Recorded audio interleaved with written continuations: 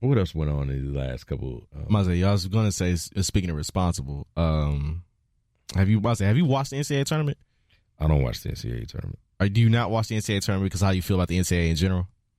I don't watch it because I don't like college basketball. I think it's boring. Oh shit. I think it's hella boring. Like even with Zion, it's still hella boring. Yes, he's just dunking on a bunch of third graders. Come on, man. Like he is. Nah, he come is. on, man. Look, Zion Williamson is a generational talent right now. Like I think that he'll be really good in the NBA, right? Mm-hmm. Right. I haven't seen this much hype around a young kid like that since LeBron James. LeBron James, if he had gone to Ohio State or Duke, would have been a 6'9" player dunking on a bunch of scrubs. It's not like he's just dominating everybody right now. Right. Well, the reason you want to know why he's not dominating everybody right now? Because he can't shoot. It's not. He can't shoot. But Duke's the worst shooting team in the grade 8. I mean, Elite 8 right now.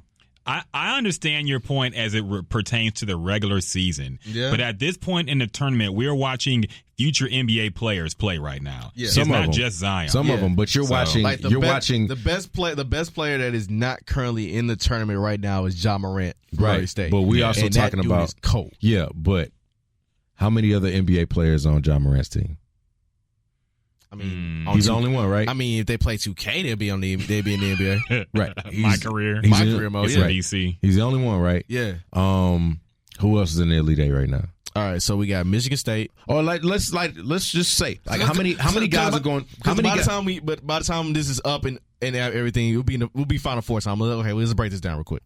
So, because this comes out Monday, so we'll definitely be ready for Final Four. Yeah.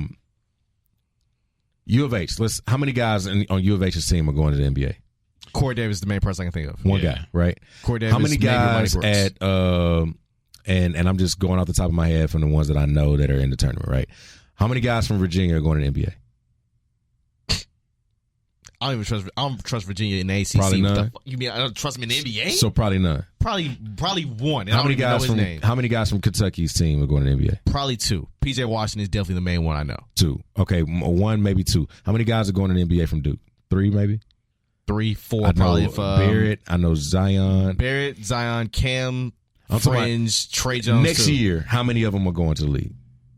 I know 3 of them are definitely leaving. 3 are definitely. Okay. I don't know about Trey Jones. So now we got one team with 3. Yeah. How many guys from Gonzaga are going? 1, Rui Hachimura. How many guys from another kid, the 7-footer they got 2. So that's 2 people. Maybe. Yeah. Central Florida, the tall. Taco Fall. Yeah. Taco Fall. Yeah. Definitely. He's 7'6", yeah. right? He's gonna he's gonna at least get a look, right? Yeah. He's gonna get a look. But what I'm saying is that every school, although they might be good college basketball teams, and they have maybe one guy that will probably go to the NBA. Yeah. And for Michigan State, for example, a couple of their guys that might go are injured, and the one guy that they do have that I do know is going is the point guard. There's 29 teams in the NBA. Right. Only 29 of these players are actually going to get drafted in the first round. The second round pick means you probably won't make the team. So what I'm saying is that Zion Williamson is playing against decent college basketball players, but he's still the quality of a second-year player in the NBA. So you're playing against a bunch of like bro. Let's say Providence or something like that. Yeah. Providence is a team full of guys that probably will never make the NBA. Most of the time they are. Butler was one of those. They had Gordon Hayward. That was it, and, right? They got some guys though, but still, I think I see your point. Like he's doing things that we already knew he was going to do. Yeah. And to me, and that's not to take anything away from the kids that are playing in college and they're good basketball players. A lot of these guys might go overseas and play ball. Some of these guys may never. Some of these guys that you mentioned just now may never see the court on an NBA team. Nah, probably not until like even late in the season after they do at all G League call-ups. Yeah. We thought Emmanuel Mudiay was amazing, and at one year he was the worst point guard in the league. He had to go and just like Mm-hmm. He had to really, really, really work to get to where we. And then on the other hand, you got a guy like a Draymond Green who got drafted in the second round, almost didn't make the team, and he's Draymond Green now. Yeah, he's Draymond. You got Isaiah Thomas, who was the last pick in the draft, but also Draymond shoots with a backpack on at all times. I can't get that image out of my head. Hey, that's fine, but speaking of IT, he was the last pick, second round, 60, number 60. Yeah, but I don't. I've never been as intrigued about, like, I've always thought UNC had a great program. Mm-hmm. I've always thought Duke had a great program. I never really picked sides on that because I was never really that big of a college basketball fan. I did. I picked Duke when I was a kid. Okay, I'll take that. I've always thought Kentucky had a great program. I always thought that always got a good program. I always thought Michigan State was scrappy and solid. Always solid. I thought I respect it. Like, I respect certain programs and I get it. I just don't find it. Like, I'm never going to watch Indiana play basketball. Yeah. I never want to see that. I never want to watch Virginia play basketball in my life. Trust me. Do you understand? I know you don't follow college ball, but do you understand how many jokes I got off last year when they lost to UNC? When they lost as the overall number one seed to the 64 team in the goddamn tournament. Yeah. Do you realize how hard I laughed? Yeah. Oh, I laughed. Yeah. It was such a joyous time. Why? Because at least I knew the most embarrassing thing about the tournament that year was not going to be Duke out in the first weekend again. Yeah. I knew that was going to be good. Oh, by the way, Rick Barnes. For everybody that said Rick Barnes was going to take his team to the Final Four or even play in the national championship game, I'm going to remind you of something.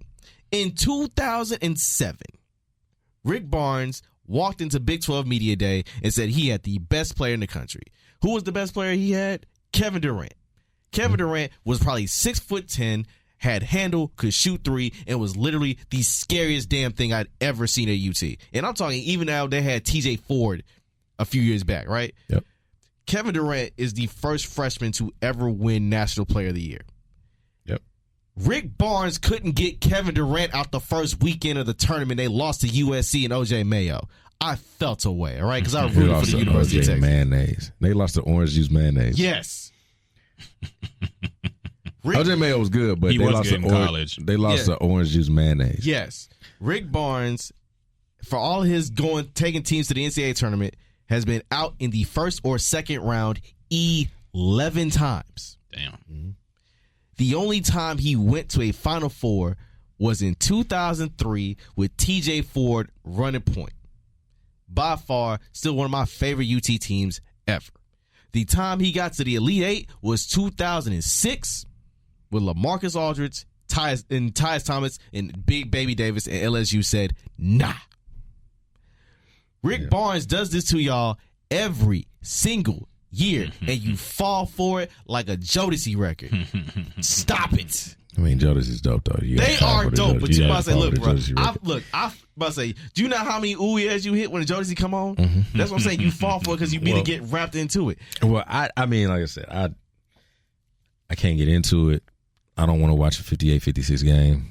I don't want to. Well, Jack, what we really need to know, man, since you are a college athlete, we need to know if the NCAA commercial is accurate in terms of college athletics and the life of a college athlete in school. It's hella trash. That first of all, NCAA might have one of the worst marketing groups of all time. Like that. Was your life like that when you played? I don't even know what he was doing. Waking up, working, running, and then going to class, and then hanging out in the field in the courtyard. It was stupid, man. And what's cringeworthy about it is that they do this and they don't, like, they know they should be paying these players. Yeah. And they do that shit and they think that it's like some type of I really feel like they do that in response to what people are saying. Yeah, no, they definitely are. And when you like, that particular commercial doesn't help your cause, because let's say it is accurate. That means you're waking up. When he woke up in that commercial, I'm looking at all this shit. When he woke up in that commercial, it was still nighttime, which means it's like 4:30 in the morning to go get a workout in.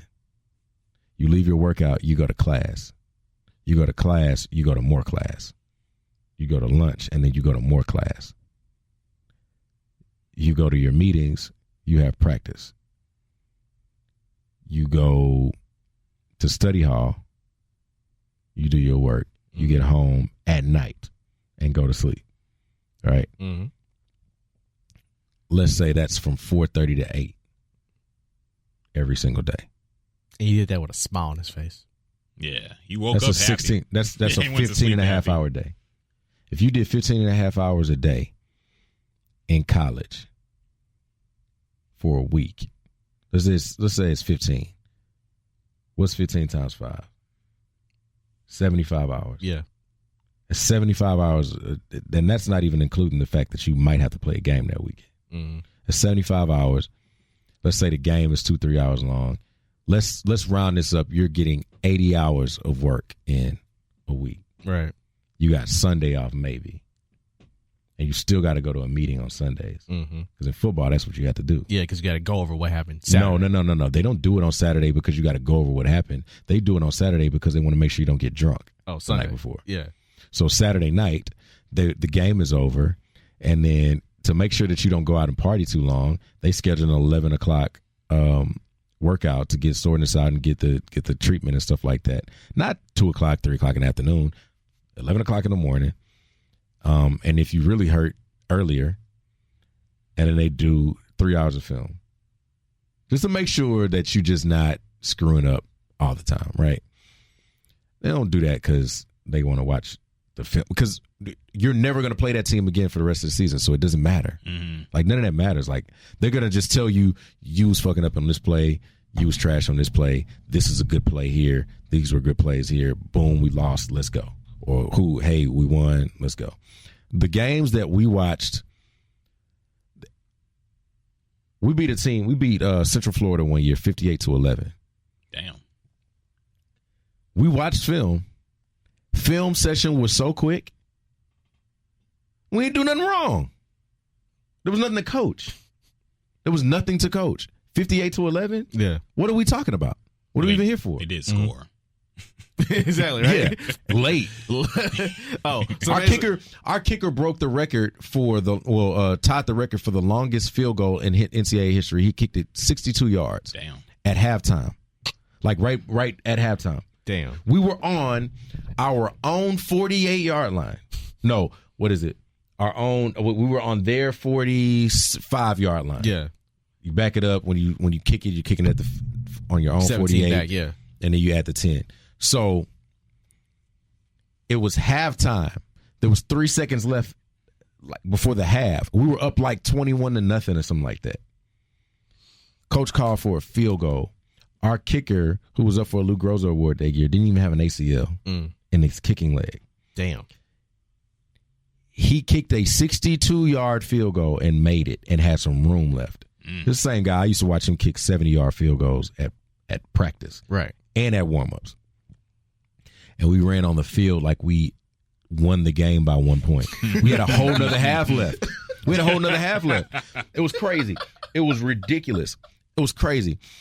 At halftime, we was just in there not talking about anything. Like, I don't remember any conversation we had during that game about, like, how to keep going. I think they were probably like, yeah, if we can get this, if we can just line up in this again, we'll get this open, we'll get that open. Going back to the commercial.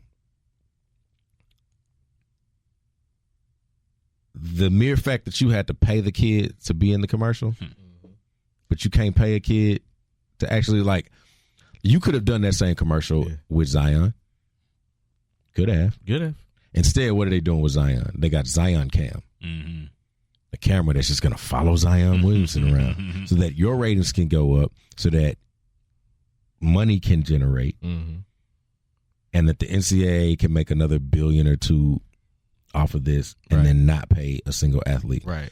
If the only reason why I'm okay with Zion playing is because he's looking at it from a standpoint of, this is my team and I'm going to play for my team. Mm-hmm. I hope to God he's not thinking, oh, well, you know, it's important to the NCAA. I hope not. Nah. but he's kind of corny. I mean, oh yeah, he's kind of corny. Look, but I'm not. I'm just saying, the dude. I might say Zion Williamson, by and far, is the most electrifying player in college basketball on both ends of the floor because this dude pulled off a 360 in game. Yeah, but they were asking, and then literally can cover the same ground of, say, almost Usain Bolt getting from the starting block to the 40. They asked trying to block a shot. It's a beast. They asked Jay Billis and Jay Williams if he was the best Duke player of all time. Hell no. Nah. He's up there. I don't even know that he's up there. But you want to know why? Okay. You want to know why I don't think he's? I wouldn't say he's up there. He didn't play long enough. He's going to the NBA next year. Yeah. As a 1 year player at Duke, he's better than Jason Tatum, and he's better than Marvin Bagley in recent 1 year players at Duke history. But all time, you can't tell me that Zion right now is better than Grant Hill in college. Yeah. You can't tell me that he's better than Christian Laettner. And Grant played all 4 years. He played all 4.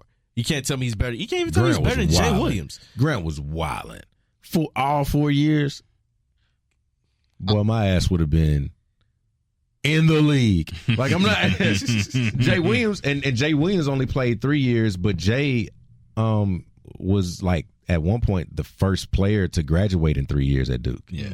So that's still kind of forward to me. You know what I'm saying? Yeah. Like Daniel Ewing. Yep. Carlos Boozer, Elton Brand, like all of these, a lot of guys Elton Brand to this day may be the best like one and done player Duke ever had. Yeah, it might have been. Yeah, I would say. I still feel a way about the 99 team not winning the title. What you think, though? I don't know. I mean, I would say Kyrie. But Kyrie only played 11 games. That's what I'm saying. You played 11 games of college basketball, and now you're like, and he was the number one pick in the draft. Number one pick in the draft, and he got a ring now. He do, but Elton Brand never got a ring. Okay. I'm talking about if you complete a full season. And like not only did he get the ring, but he also was a very big part of the ring. Oh yeah, one could argue should have been MVP, but one could argue you can do that. All right, but Elton Brand was Elton Brand in 1999 Elton Brand was dope. He was live. One of the coldest people I ever laid eyes on because that team with him, Trajan Layden, Corey Maggette, William Avery, I was like, yo, this is now my squad. Right? But guess what though? And they lost in the national championship game to UConn. But guess what, though? And they ain't getting paid. Still, they not getting paid. And on top of that, like I'm just not trying to, like I don't watch much college football either. And football was my sport. Mm-hmm. I don't watch much college football either because it's hard for me to watch a bunch of kids, a bunch of young adults, I'm going to say. A bunch of young adults go out there and put their bodies on the line and risk being like they sell suites at the football stadiums. You know what I'm saying? Like they rebuild football stadiums in college to build suites if their stadium is too old. You know what I'm saying? Like Baylor just did it. Yeah. You know, and named it after Dre McClain. Yeah. Like I'm watching these kids. And a lot of them are really talented kids, but they don't understand their power. Right. And I like it's not going to it would have. I was gonna say it's not going to take one player, but it would have to. If it's going to take one player, it has to take a child like a Zion Williamson to disrupt that. Yeah. If Zion said, "Nah, I think I'm gonna go to China." Nah, I'm not gonna go to Duke. I think I'm gonna go to. But you know, but there's something to be said about guys that want to play for Coach K. Like I think Coach K is an amazing coach. I think he's great. Mm-hmm.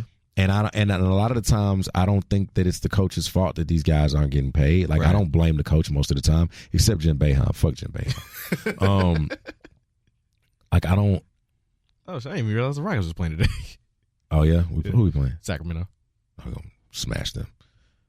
It's gonna look cool though because De'Aaron Fox is good, but and that's kind of one of y'all's, yeah, I like him, but like I don't like everybody's afraid basketball wise. Everybody's afraid because they know or feel that the talent pool that they get to play for, and they dangle that Final Four shit in front of your face in college basketball. But you know what I'm saying? Like, and in the NFL, football, there's no place for these kids to go. You can't come out of high school and go to Canada. You can't go come out of high school and go to Europe and play that. Like that. Have you ever seen football, European football? I like have. the actual American football in Europe? Yeah. That shit is trash. Yeah. Like like I know some guys that played over there and they weren't trash, but the guys they played with were trash. Yeah. Like guys that were at best wouldn't have started on my high school team. Damn. Like guys over there wouldn't have started on my high school team. There's no possible way. Yeah. My high school team was hell no. Like there's schools here that players couldn't have started on our high school team. And they were the best player on their team. You know what I'm saying? Right. But like there's no place for a football player to go. Baseball players can go to minor leagues. Yeah. Even volleyball players, if they feel, froggy enough, they go over to Europe and they go play. Yeah. But there's not a lot of money in volleyball anyway. You just got to love volleyball to be playing and make a lot of money on sponsorships. Yeah. I had a high school classmate of mine. She played college volleyball and then she went straight to Europe because there wasn't a pro league here. But to go off your point about talking about Coach K, tomorrow, this will air Monday, but Duke is playing Michigan State in the Elite Eight in the East region. Michigan State is going to beat them. I hope to God they don't. As a Duke fan, I hope to God they don't. But Duke has been tripping. You want to know why I think they're going to beat them? Are you saying it's because Todd Benson going to yell at somebody in the face like if you don't do this right, you're going to... No, because Duke can't shoot. God dang it. They can't shoot. Yeah, they can't shoot. I know enough of that. I know enough about the game to know that they can't shoot. No, Duke has had flashes of being able to shoot the ball. Yeah, but make them hit them shots in the last minute of the game. When it's not just a regular season game, it's the Elite Eight on the line or Final Four. They're definitely not playing. You know what I'm saying? They're not playing. Let me get the ball to RJ Barrett to get this three. You know what they're playing? Get the ball to Zion and let him go to work. Yeah, I think it's just too many close calls. I don't think they can survive that. But for the sake of my stress levels, like, bro, no, I can't watch Duke go through another let's say let the other team have the last shot, and if they gonna tie you, beat you, or any of the in between. I can't. We'll see. I think it might be a well coached game because it's Tom Izzo and yeah. Have you ever had a coach like legit like just kind of scream at you and think like that's a positive form of reinforcement? What? Let me say something. High school, yeah.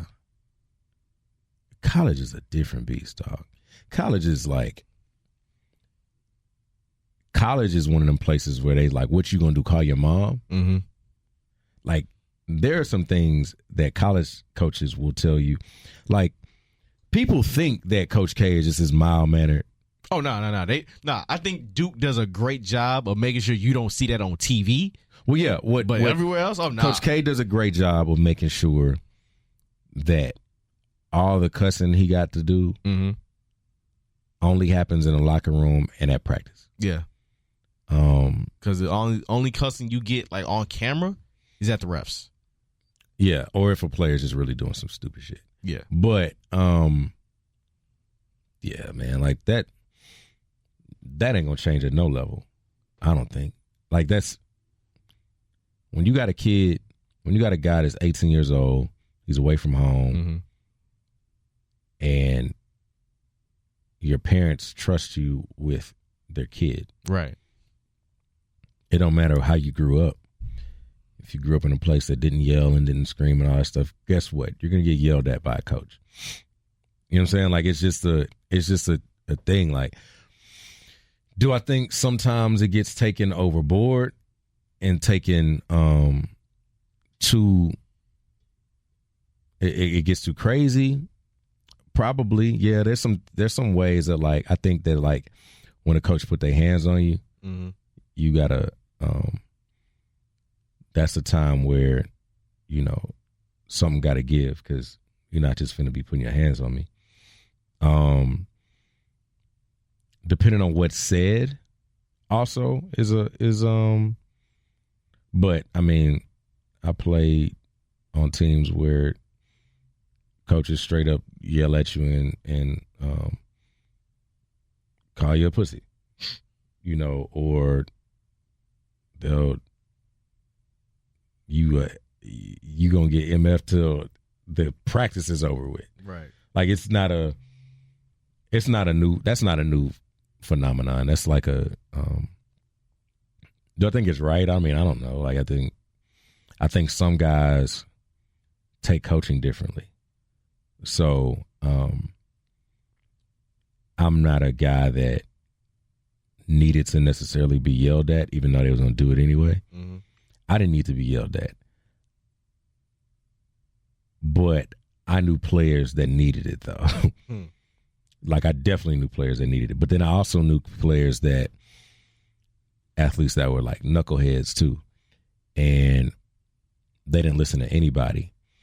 But yelling at them wasn't going to help either, because then they really wasn't going to, they was trying to fight back. Right. But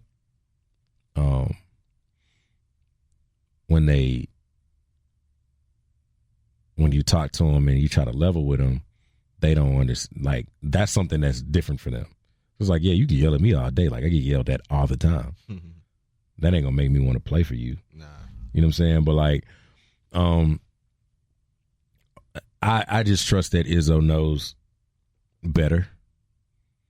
You know what I mean? I would think that he would know better, or know well enough to like know which buttons to push with his team. But it's kind of hard to figure out which buttons to push with your team when these guys are trying to leave in a year. Yeah. You know what I'm saying? Like when you trying to leave in a year, then I don't know if it's gonna be a year, within a year, for me to know how me and you respond to each other. Right, you know what I'm saying? Like if we're working as coworkers, right? Like if we coworkers, I don't know how to approach you within the first 6 months of us being there. Mm-hmm. Like I don't know how to approach. Like if I should wait till you have your coffee, or should wait till because basically, like being in college, it's a 6-month relationship. You are there from the moment you sign your LOI, and the moment you first arrive on campus.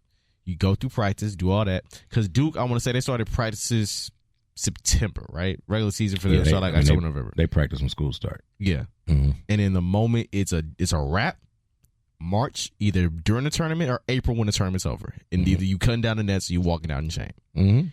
And after that, you are legit. You have your exit interview. I legit kissed the mic. I just realized that I was like, I think I got too close. You have your exit interview, and then boom, you're in that awkward process of saying, "Yo, am I going to the league or am I coming back for this?" And 9 times out of 10, with this in this current age, before they get rid of the one and done rule, they're gonna tell you, "Yo, thank you, Duke, for a lovely time. I'll never forget this experience for as long as I live. Coach K is the greatest. Blah blah blah blah blah blah. I'm taking my talents to the NBA." Shout out to Adam Silver for implementing the rule that allows guys, I don't know if this starts next year or whatever, allowing guys to go to the G League. Straight out, yeah. I hope that every player, every top tier player that's good enough to come out of high school takes that role. Because what I heard from Jim Boeheim the other day was trash. Did you hear that? I stopped paying. Like, look, he said, I'm still of the belief that I should have never paid attention to Jim Boeheim when he legit was like, so yeah. I mean, I was driving down the road one night. I think it was like after, like this was before the Duke game too. No, he was when he got into the accident. He got into the accident. He killed that person, and I was like, and I think I may have jumped to an early conclusion talking about like, yo, Jim Boeheim killed a guy. Yeah, I was like, wait, this really happened, and. They're going to just chalk it up to being like, Jim was doing the right thing. The guy actually wandered out in the road. I'm like, okay, that's fascinating. Jim Boeheim's old ass said, I don't think we should ever pay players. They can keep their food money. Oh, no, fuck him. For that one, fuck him. And then he said,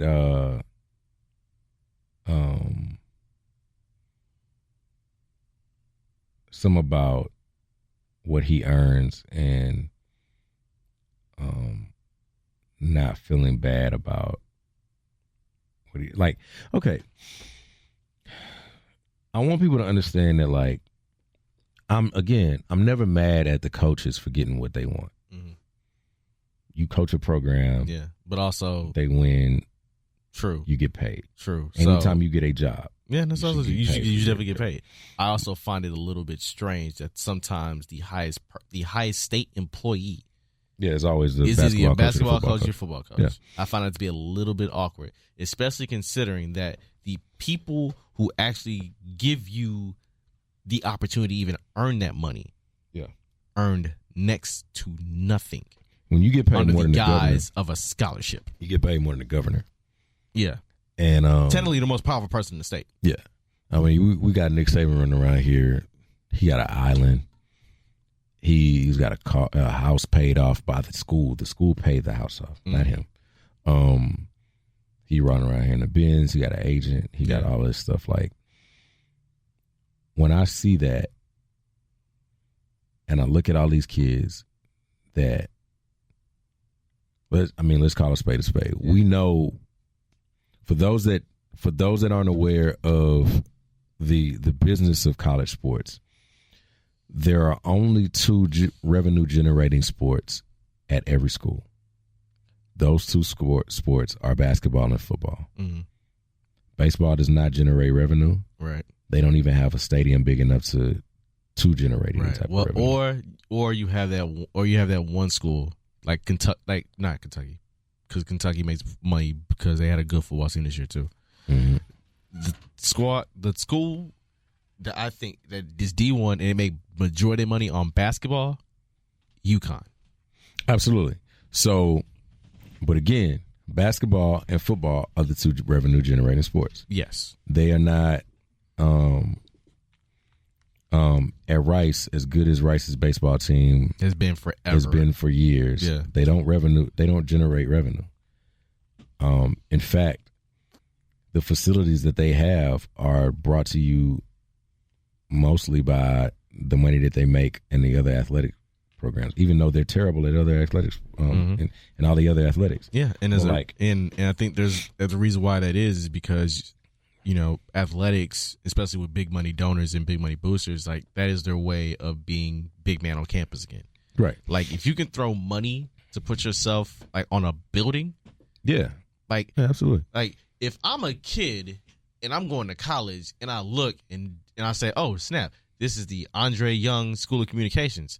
My brain's like, oh shit, this is the Dr. Dre School of Communications. Yeah. Oh shit, okay. Yeah. I mean, it's the business of. Would you ever want a building named after you? Like, it's like sidebar. Like what? What I wouldn't inanimate object would you want named after you? Well, my dad has a bridge named after him, and we have the same name. Mm-hmm. I wouldn't mind it. Like I don't think I would ask for it. Yeah. I don't think I would be like, because my dad didn't ask for it either. But like, I think if I were to donate to a program in school, like, I would probably want to just give that money because I want to give it. Mm-hmm. And then if they say, look, we're going to name it after you, I don't really know how to respond to that, but I would be grateful for it. Like I would really appreciate that. Right. So if they change the name of the Baby Dome to the Jack Freeman Arena. I mean, I wouldn't be mad at that. Do you want your own day in Houston? Not until I actually do something for it. I mean, you could argue several. And on top of that, let's just be honest. My day would be my birthday. Okay. It wouldn't be none of these like regular. Nah. My day would be November 8th. Ryan, I had to literally educate people on how to get a day in the city. Yeah. Because my mom has a day. But the reason why she has a day is because she worked for the city of Houston as a secretary in Health and Human Services for 25 years. Mm-hmm. So the day she retired, she was given that day. You just got to fill out a form, huh? Yes. That's it. All you have to do is fill out a form and write an essay. And underneath the guise of that essay, you have to list the reasons why you think you should get a day. So Cardi B got a day because she put on for the city of Houston when as Harvey was going on, she sent out a signal boost on Instagram to donate to certain funds to help get aid and supplies here. Meek Mill, huh? What did K. Michelle do to get the day? In internet speak, file not found. I have no idea. Okay. Don't Life Jennings have a day too? Okay, wait a damn minute. Wait. I don't know about that. Wait a damn minute. I know. Look, Meek has a day for his work in criminal justice reform. Hell, Atlanta just gave Meek a day in the city of Atlanta. City and it's key to the city. Yeah. So for everybody for everybody that got bent out of shape about it, thank you for the content. Appreciate it. You know what I'm saying? Mm-hmm. But there are much bigger issues going on. I think giving out days in the city of Houston to people that aren't from here gives off the image that we're a friendly ass city, which we are. We're hella friendly. Drake got a day. He didn't even do Hall last year. He didn't even do Hall last year. Nah, he did. But I don't know. I wouldn't mind it. Like I would. Like I said, I don't know if I would ask for it. Yeah. But the reason why it would mean a lot to me is because it's not just my name; it's my dad's name. So like, right. I would like to see blood on it in a sense. Yeah, like I would love to see his name up there. Yeah, because I wouldn't be here if it wasn't for him. So very true. I don't know. I would definitely go about it in that aspect of things, but like even when you talk about like these colleges having, like Peyton Manning got it, like I think his name is on like the Athletic Student Center or something like that. Mm-hmm. I think it was like a $3 million donation, something crazy like that. It was years ago, but you know, when it comes down to like generating revenue, when you generate revenue, like these schools generate enough revenue to pay everyone. Yeah. To pay everybody on the athletic scholarship. Some of these colleges have like literally like GDP. Well, people are always talking about how, well, you know, some schools ain't got as much money as the other school, so everybody gonna end up going to Alabama instead of going to PV. Well, fam, if you're not good enough to go to Alabama, guess who's not coming to recruit you? Alabama. Like that's never gonna change. You know what I'm saying? Like and yeah, there's small market teams and large market teams in every professional sport. For every LA Lakers, there's a Milwaukee Bucks. If you can't afford the player, then you're not going to get the player. That's why there's no way we were ever going to see, back when LeBron was on the decision or whatever, we were never going to see LeBron play for the Nets. We're never going to watch that. The New Jersey Nets, that was never going to happen. Nah. You know what I'm saying? Like, there's always, like, it's bad enough he was in Cleveland. You got large market teams and small market teams. In college, it's the same thing. You're going to have a Bama in the NCAA. You're going to have a Clemson. You're going to have a UT. You're going to have a Notre Dame. But then you're going to also have an Old Dominion. And you're going to have a UTEP. And you're going to have a UTSA. That don't mean they still shouldn't get paid. Like, yeah, you might not get paid as much as the guys at Clemson, but you're also not that damn good. You know what I'm saying? Like you're not that good. Right. Like nobody's telling us that Brian Scalabrine was supposed to get paid as much as LeBron was. Mm-hmm. He's still getting paid, but it's like, bro, like you don't even do half the shit LeBron does. You know what I'm saying? If I'm a Heisman candidate, yes, I should get paid more than the guy riding the bench at Appalachian State. Right.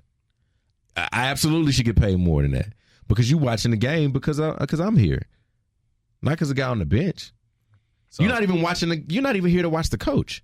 But that's the problem and that comes with the pay debate, because there's no real way to quantify who is responsible for bringing, like, we can see it.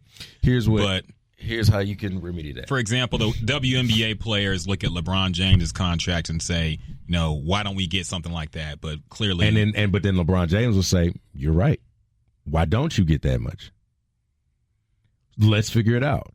Let's figure out why they get paid $35,000 a year and and I'm running up here getting paid $20 million. Like I deserve my 20, but they also deserve more than 35,000. Yeah. So that's a like even if you can use NBA funds to pay WNBA players. Yeah. You can. You just don't want to. Yeah. Right? The NCAA, I've always had a formula for this. It's not a foolproof formula. There's probably a few holes in it that can be adjusted. Y'all want to hear it? Here you go. All right.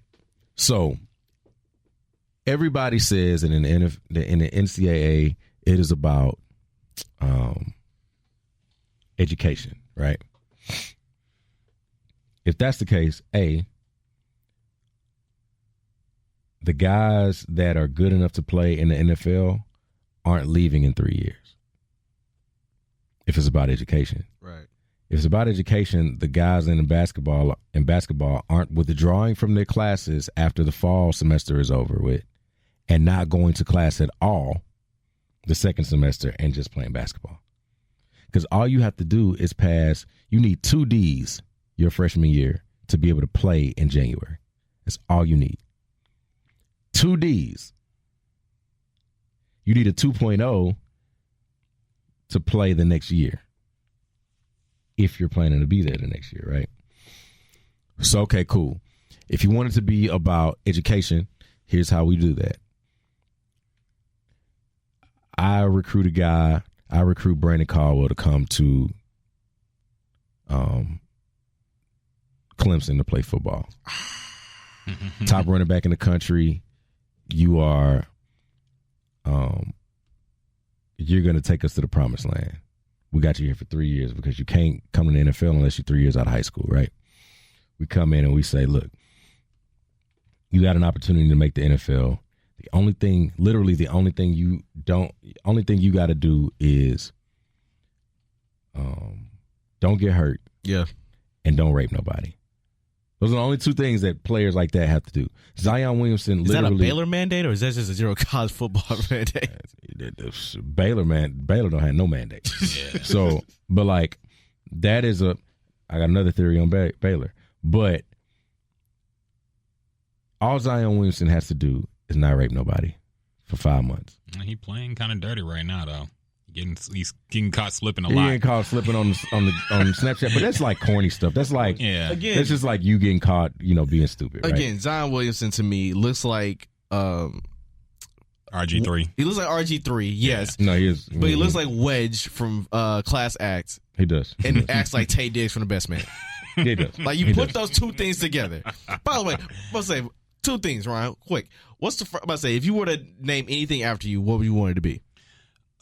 Any object? Yes, any object. Shoot, I don't know. I do want my own day. But I know since it's simple now, I guess I could actually do that. True. But anything, a college building.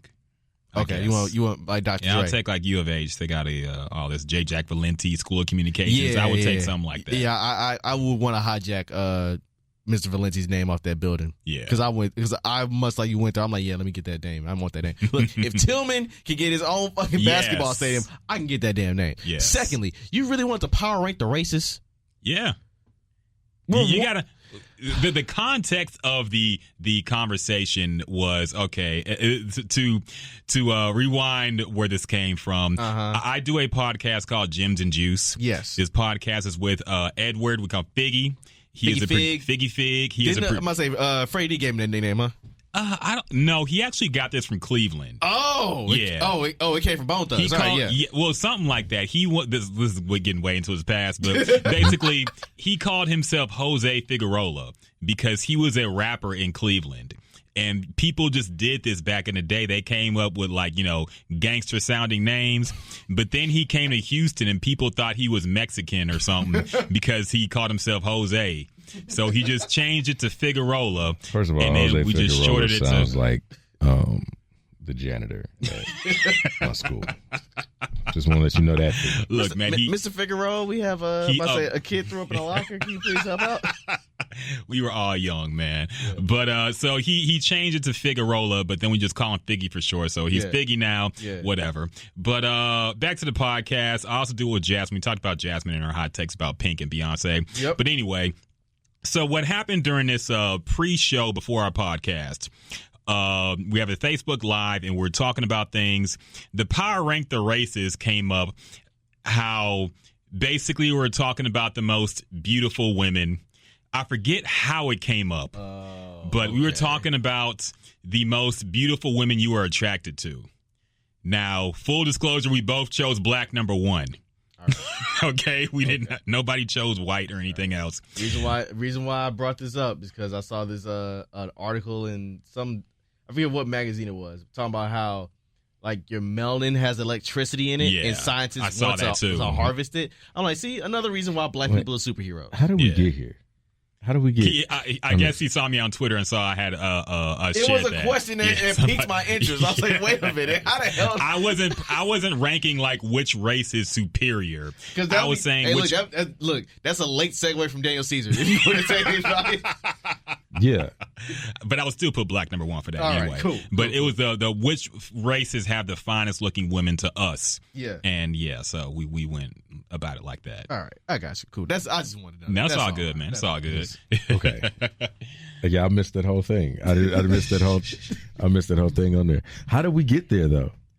We got there from discussing because we're discussing cosplayers and we're discussing Zion. As a joke, saying, being cute. Okay. Zion looks, because we saying Zion looks like, I say he looks like Wedge with Tate Diggs. Yeah.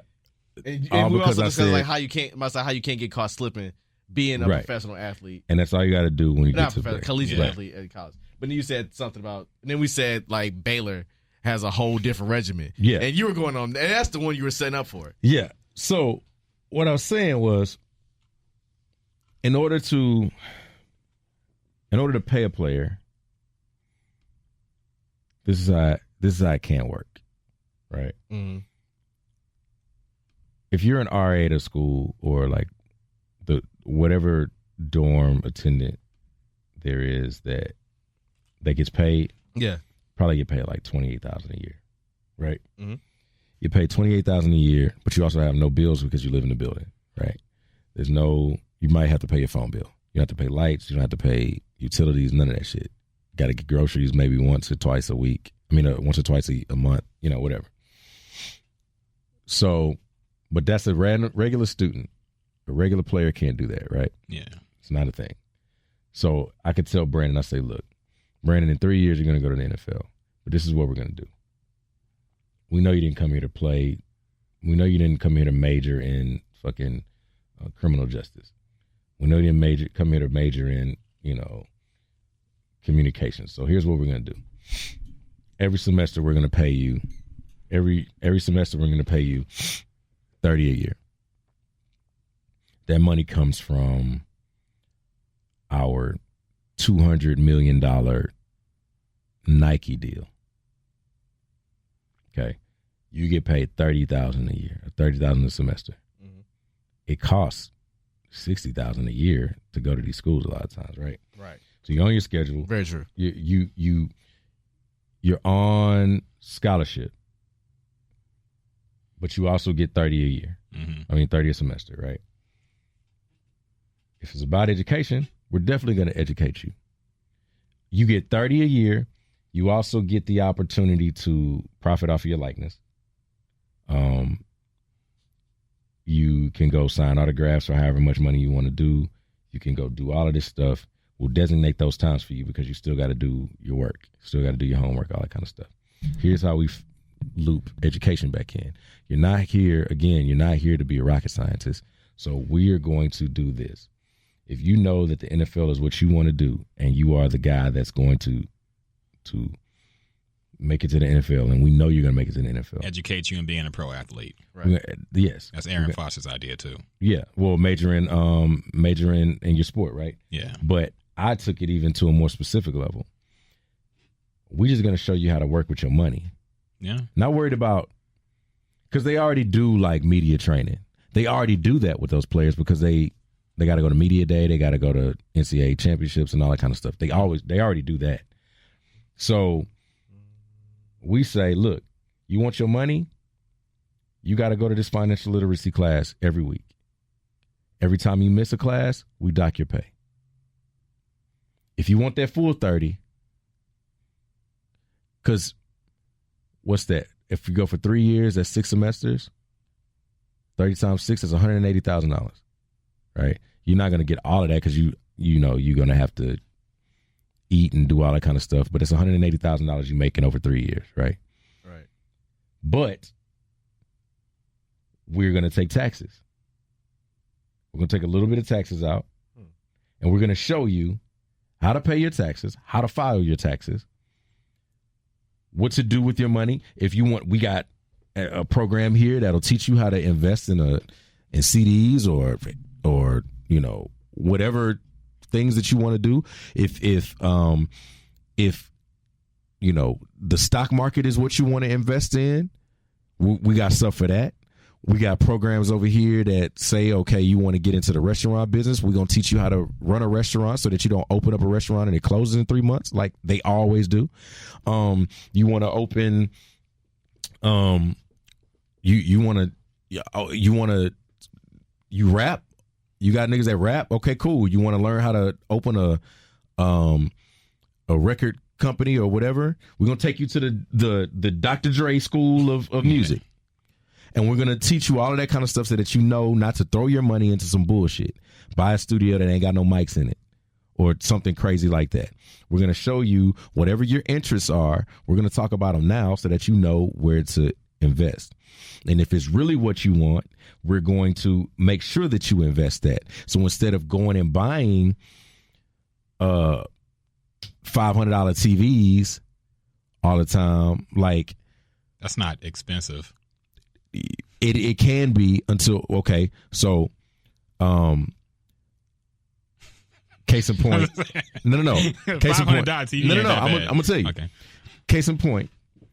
When Arian got picked up as a free agent, his financial advisor called him and got on his ass for spending money, right? Yeah. You know how much he spent? $37 at Applebee's. And his financial manager got mad at that? Yes. It was after Arian was in the league. Because you haven't made the team yet. Oh, okay. Fair enough. You got like $5,000. I'm managing $5,000 of your money. Okay. You don't need to spend. That's what I'm saying right now. I get you. Like out of $30,000. Yeah. Like if you make $30,000 a year, I probably don't need to be running around in a brand new car. Not right now. I feel not a Benz. Yeah. You know what I'm saying? Yeah. Like I don't need a 65-inch TV in my room if I'm making $35,000 a year and I'm living in a dorm. Yeah. I don't need that. That's what I'm saying. Not necessarily whether or not $500 is a lot of money or whatever, but if I'm making $30,000 a semester, there are things that you can invest that shit in because you can buy all the 65-inch TVs you want in 3 years. Yeah. But if you don't learn how to deal with your money now, because what we're dealing with is the two revenue generating sports are basketball and football, right? Mm-hmm. Who are those two sports dominated by? Black kids from the inner city that ain't got no money. So, and you see it in rap every day. You see the moment these niggas get money, they go buy a chain, a ridiculous chain, and the chain costs a lot of money, and the diamonds ain't even real. You got a chain on right now, by the way. Yeah, it's a crystal. I'm just and the gold and it's gold plated. You know what I'm saying? Like but they go and buy a $50,000 chain with their record advance. They even go spend that on studio time. They go buy a car with that shit. They go buy a chain. They go buy a house with that shit. Then when the money runs out, they don't know how to maintain it. They can't maintain it. They don't pay the bills on it. They get it repoed, and then we laughing at them about being broke, right? Yeah. But the players do that shit when they get to the NFL too. They go to school for 3 years in the NFL, and then go to the NFL, and then they play, and then they maybe play long enough to get that big contract. They get that big contract. They don't play that all the way through because they get hurt, and then in 3 years they're broke. In 3 years they're Trent Richardson. In the AAF. Because that's what it is. Like Vin Baker. Vin Baker was talking to Steve Harvey when he was talking about he went broke, right? He had made like over $80 million in his career. And he said, I made a lot of money, but then like when people are asking, you know, and family members were asking for $1,000, and I was making millions. Right? He's like, he said $1,000 ain't a lot of money when you got that much money. Mm-hmm. But when 100 people are asking you for it, then that's a problem. Yeah. You know what I'm saying? Like, the $500 TV isn't bad until with the context. Until you buy 3 $500 TVs and your apartment is this damn big. It's a 2-bedroom. You know what I'm saying? Like, there's things. So what they can tell you is like, fam, what are you doing? You buying or $1,000 TV, because I know TVs are running around $1,000 at this point, right? So like, bro, you took this check, you took this $4,000 check or whatever, and you went and bought a TV, and that's it. And then you went and bought, like, you didn't go eat at the cafeteria. You was going to Cheesecake Factory. What are you doing that for? Like, you haven't even really made money yet. So when you really make money, you don't even know how you're going to even manage that. Because when you get $5 million your first year, like, you don't even, because we're talking about kids that go to the league and they go from not having no money to making $200,000 a week. Yeah. That's a lot of money. Adults at that. Kids that go in and become accounting majors and all that kind of stuff in college, that get to go do internships and learn how to do all of this kind of stuff, they're already ahead of the curve for a lot of these players. Yeah, these guys get a hell of a lot more money to do it if they make it, but they don't have the tools to be able to manage their shit, and nobody cares. The only thing they care about is whether or not you're going to donate back to the program so they can get them a building named after them or a locker room named after them or something like that. So, yeah, we're going to do financial literacy. Every time you miss this class, we're going to dock your pay. You want all your money, we're going to dock your pay if you don't come to class. Because we want to educate you. We want to educate you. When you're done, you will have, I hope, have gained the knowledge to be able to, and maybe had the opportunity to meet some people that can help you with your money when you get out and go to the league, so that you're not piss poor if you don't make it, or if your knees blow out, or if you break your neck. Like, we should be able to do that, because you can't tell kids that you care about them, but then don't teach them shit. If you look at the University of Texas football roster, mm-hmm. and you look at their majors,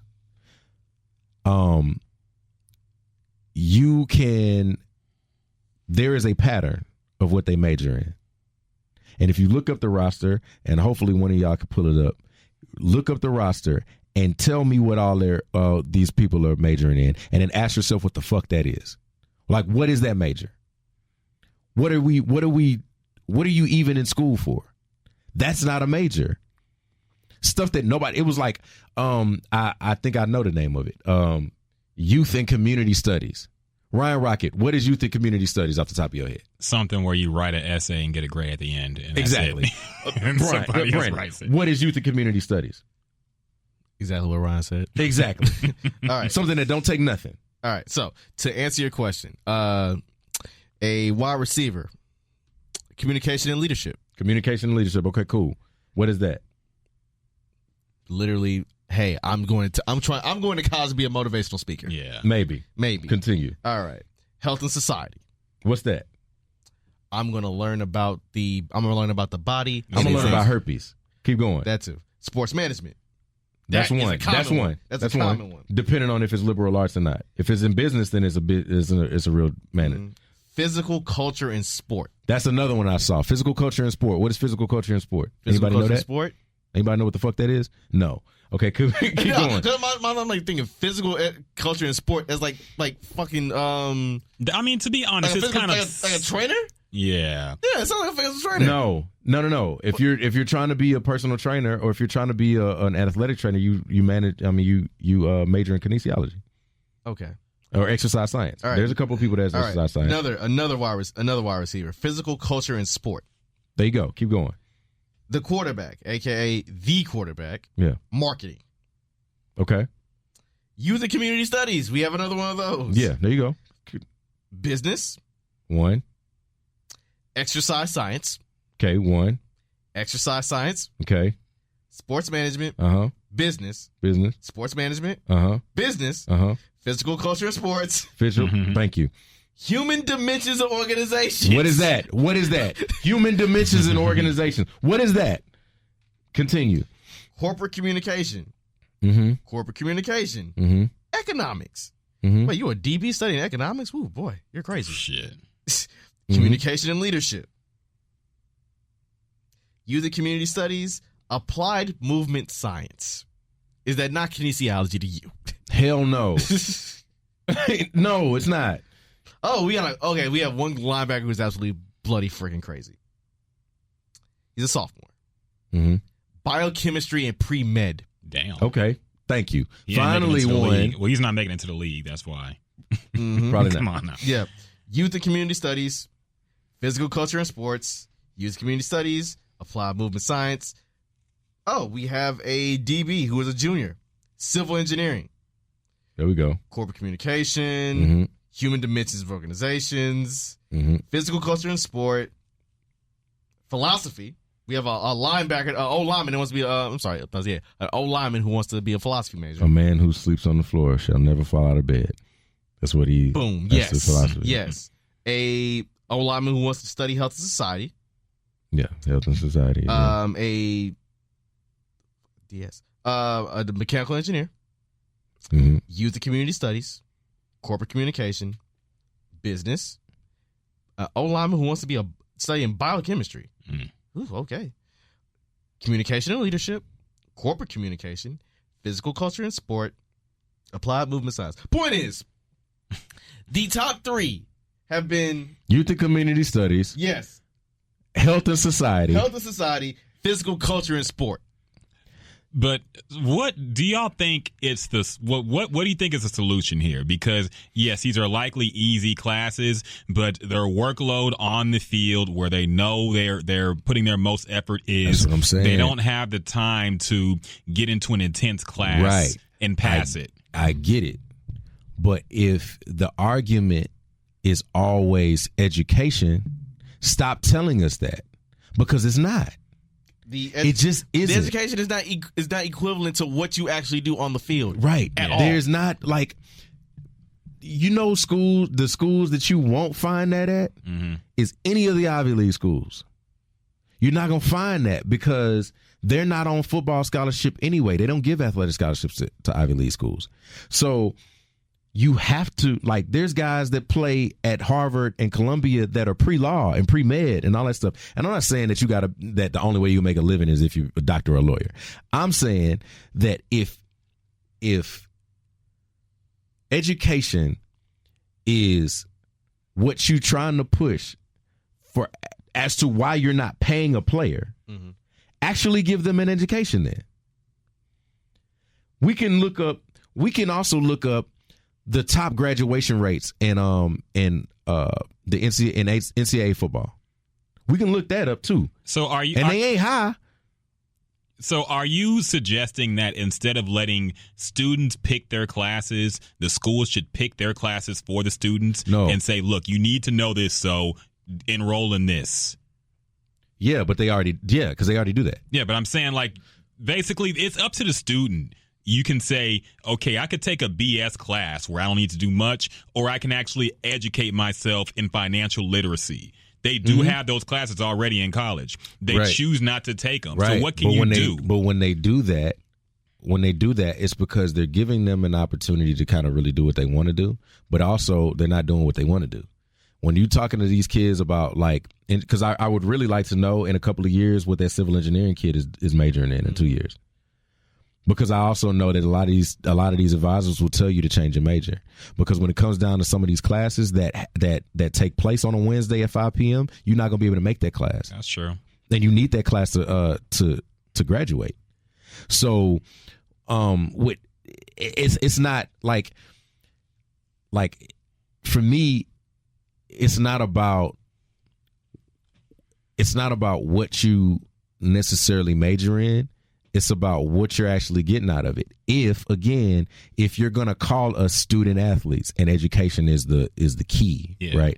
If education is the key, then the degree then the GPA standard shouldn't be a half a point lower than the average student. To stay in U of H, you need a 2.5. To be on the football team and be at the school, you need a 2.0. Shit. It doesn't make sense. No. It don't make sense at all.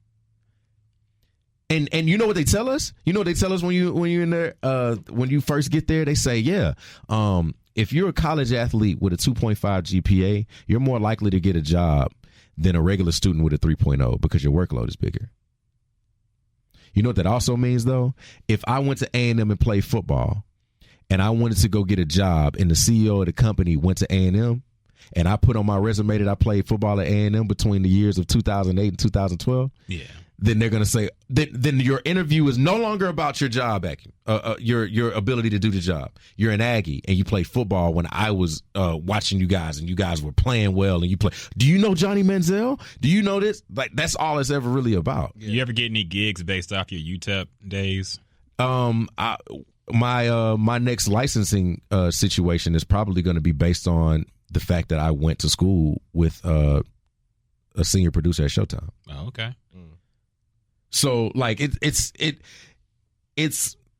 I don't even want to call it it's not nepotism, but it's similar to that. Incestuous, I guess. It's incestuous. Yeah. It's like being a Kappa and going to a job and being like, yo, the boss is a Kappa. Yeah. So he gonna look out for other Kappas, especially if you're in his chapter, right. Especially if you doing, whatever. It's the same thing as you say, man, this company's cool, but this company's owned by a black man and he understands you. So you can absolutely go and to this guy and talk to him and he speaks your language. So even if you don't have this job, this guy might give you a chance if you know what you're talking about and you doing your thing, right? But like there's no like we don't even know many players. We don't know that many players out here that are doing a lot outside of commentating or coaching. And there's nothing wrong with that. Those are all great jobs and you can do your thing, but like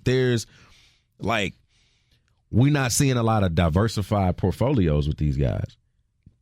I think Cam Newton just recently opened a club that is a cigar lounge as well, where you can smoke in the club and you can eat in the club, all in the same place.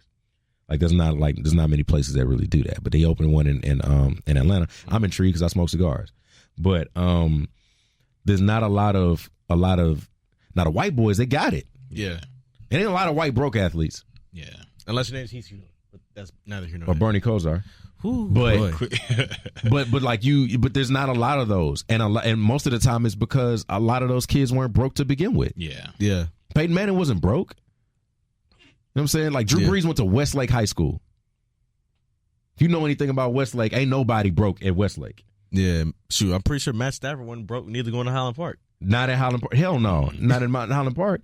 One of the dudes at Highland Park's grandfather is Jerry Jones. Yeah, the son. The dude that was the quarterback. Yeah, the quarterback of you know what I'm saying? Like South Lake Carroll was the same way. There ain't no broke folks that go to those schools. Nate Newton's son went there. Yeah. You know what I'm saying? Like it ain't really. And Trey was cold.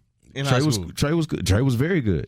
Trey was very good. We played around the same time. Like he's a year after me. But we're not saying that same thing about like Cam. I think he was middle class, right? Yeah. Cam Newton was middle class or so.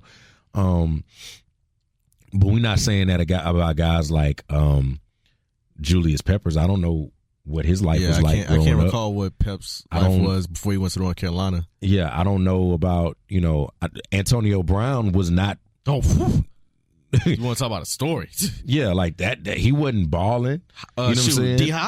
D-Hop, Michael Vick. We can go down the line. I can name you far more poor black players in every sport than I can name you rich white ones that was rich when they got there or well off when they got there. Like I was one of those middle class kids. Like I could do what I like. I didn't struggle completely throughout college. Yeah. But like my parents was always like, we got money, you ain't got no money. Yeah. Now we'll help you. Yeah. But like some of the kids that I knew couldn't even go back home during the holidays because there was nothing to go home to. So their Christmas, like, that's why it bothers me so much because I watched a lot of kids that like over Christmas holiday, I was at home with my family. These niggas didn't have no daddies at home. They didn't have they mamas was working all the time. They were eating at Luby's for Christmas. I mean, I don't know, man. Play the Luby sound rather fun. Not at El Paso. Right? Oh, no, not now. Oh, I didn't realize we were talking El Paso. Not in El Paso. You know what I'm saying? It's dudes that was from LA that was like, nah, it's too much. Like, I might get shot going back home. Yeah. I didn't understand that until I got to college. And then I got around guys that like when you got to scrape up $65 for a game that your name is on. Yeah. No, nigga, you're gonna pay me, bro. Like, there's no. And then they talk about amateurism. They talk that shit about amateurism. The Olympics is an amateur sport too, but they also get to get paid off their likeness too. So if I get an Under Armour deal to run track in the Olympics, they're not disqualifying me from the Olympics. I'm gonna make $700,000 from Under Armour. Yeah. And then the track meet is gonna pay me to go. These invitationals and shit like that, they invite those players and they give you an incentive to win. In college, you don't get to do none of that. I go sign an autograph and you pay me $100. I get in trouble for that. Yeah. If I'm at school and you're a regular student and I'm at Chick-fil-A at the at U of H in the student center and I ain't got no money and you my homie and you say, man, I got that. If there's an NCAA official around, I go home. I don't get to do that. One kid at UCF got kicked off of his team and his scholarship taken away. A kicker. Because he made YouTube channel. For monetizing his YouTube channel. Yeah. The dude, the D lineman at Miami, produced on Rick Ross's album. He doesn't get to make money off of that. He's a producer. He don't get to make money off of making beats. This shit ain't got nothing to do with football. I can't get a job as an NCAA football player. And if I do, I can't make more than $10 an hour. I have to fill out a boatload of paperwork that nobody wants to fill out, and they know that. Yeah. And then also, good luck getting some time to actually work long enough to make some money. So now I get 2 hours out of my week, 2 hours out of my day. So I'm working 10 hours a week. Yeah. What the fuck? I'm all gonna make $7 an hour, $2 a day. Yeah. $2 2 hours a day. Yeah. That don't make no sense. That makes no sense. And then when you tell these kids that they just want to, like, these kids get the party and they get the girls and they get all of that kind of stuff. But these kids have nothing to show for this shit. There's a lot of niggas that are great college athletes and don't get no look in the NFL.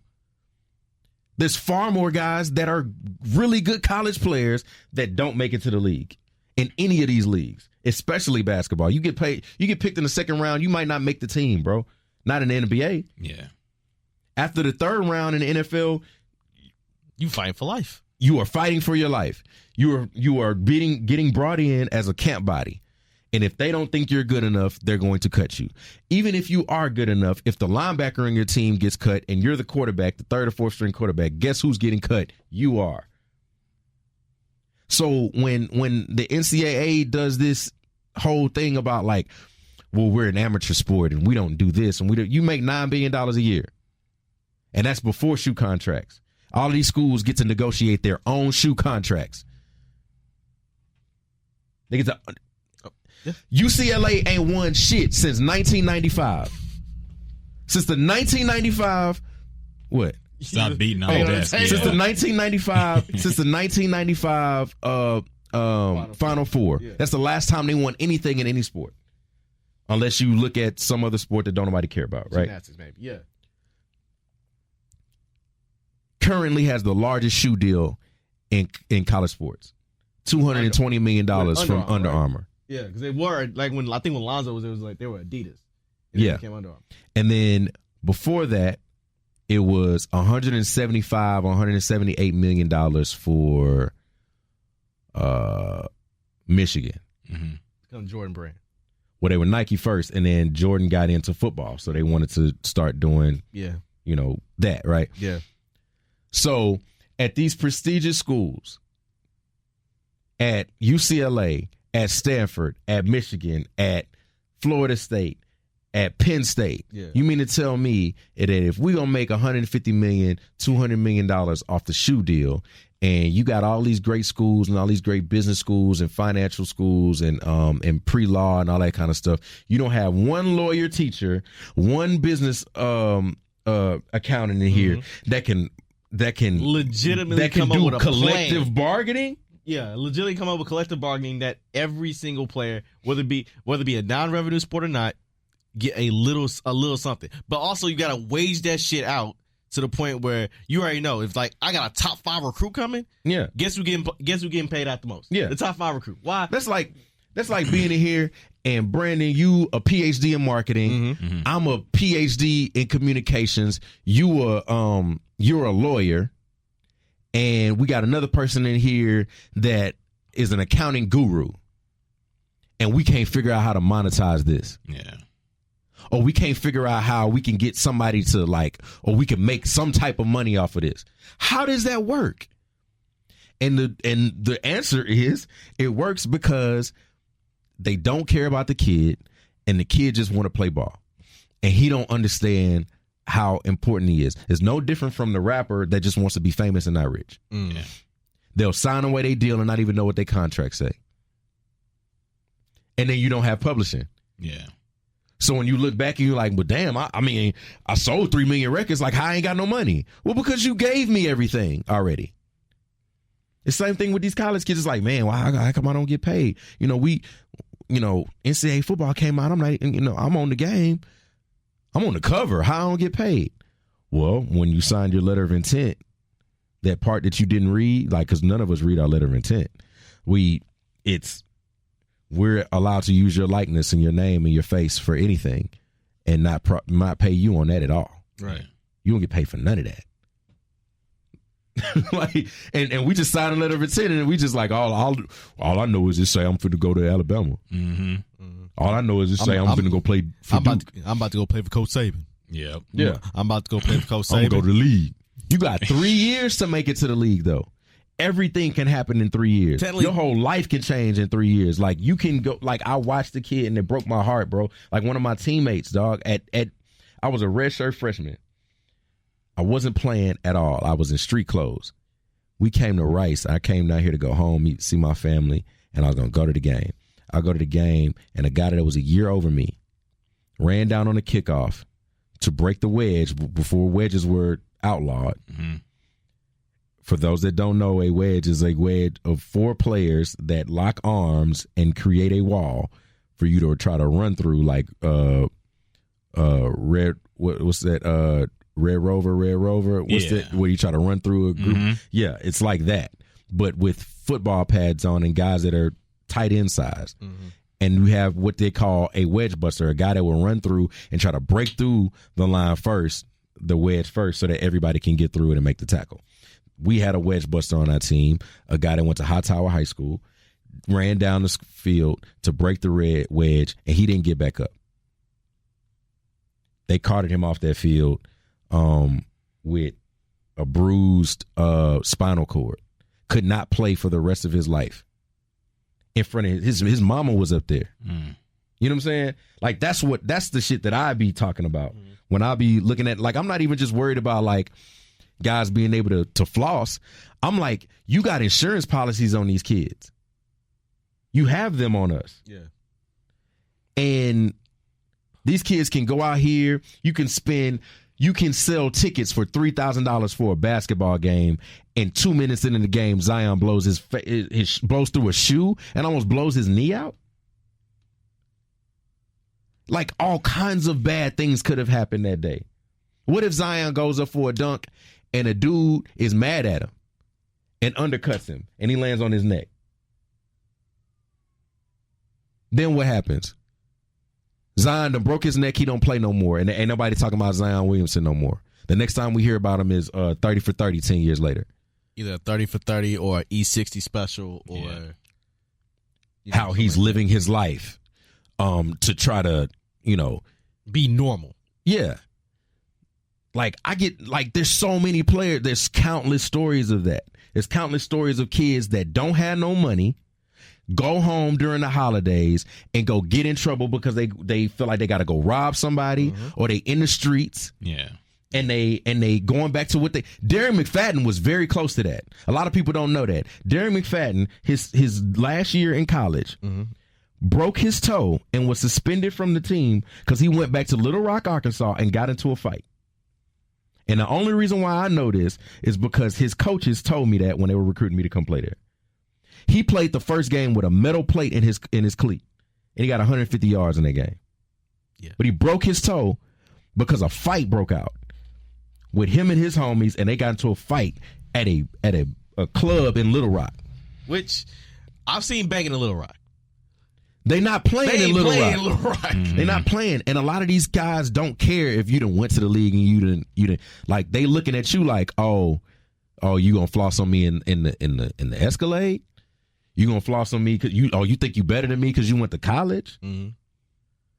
Like that's what these kids is going back to. Like these kids, these dudes was 19, 20 years old telling me they couldn't go back home. Iverson got caught up like that. Iverson got caught up like that. Some of these stories LeBron was telling in survivor's remorse are true stories. You know what I'm saying? Like survivor's remorse is a real thing. Yeah. A very real thing. And so if the one thing I can do to make sure that you don't go back home and get killed or do something that's going to put you in jail that jeopardize your freedom, if I could just get you to stay here and play football for me, if all I got to do is say, fam, I will pay your light bill. I will give you money. Just stay here. Yeah. So that I can look good. Yeah. But you know the craziest shit is that even though it is outlawed that these kids can't make money, there are people who will willingly give them the money to They come. will do it. They'll do it. And they you know, like Uncle Luke. Uncle Luke, they always say, you know, Uncle Luke was giving money to guys in at Miami, and he always denies it because he don't want to get Miami in trouble, right? Mm-hmm. But it was like these rap dudes was like I wish it happened more. I wish it happened more. I wish that like this dude Avenatti telling folks about Nike giving money. So what? These kids ain't got no money. Nah. And Nike wants you to be in, or Adidas, they want you to be in their good graces and shit. And they want you when you go to the league and they want you to sign with them. Yeah. Start paying them now then. Yeah. But Avenatti's thing was Avenatti tried to shake down Nike. Yeah, he tried to shake down Nike and they sued him. Yeah. No, he got in trouble for extortion. Yeah. That's what it was. Yeah. And then he started telling on people anyway. Yeah. And so like one of them dudes, like one of them documentaries I saw about college sports, about you know, not paying college players or whatever. Mm-hmm. There's a guy that works for Nike, and he had his face and his voice distorted. Yeah. And he said, it's literally my job to know who the top ranked fifth grader is in America in basketball. That is absurd. It's my job. Fifth grade. And what bothers me about that is the same thing that they do in the education system. You know that they bet on kids in the education system. Mm-hmm. In the third grade or fourth grade, they test your reading level, and if you aren't up to par in your reading level, then they are going to bet on how likely you are to go to jail when you're an adult. Yeah. If you're in the third grade and you don't read past the third grade level, there's a higher chance, literacy wise, there's a higher chance for you to go to jail than you to be an active member in society. In college, they're doing the same thing. If you were the top rated point guard in the fifth grade, they don't even do it no more in just high school. They're all the way down to the fifth, sixth grade.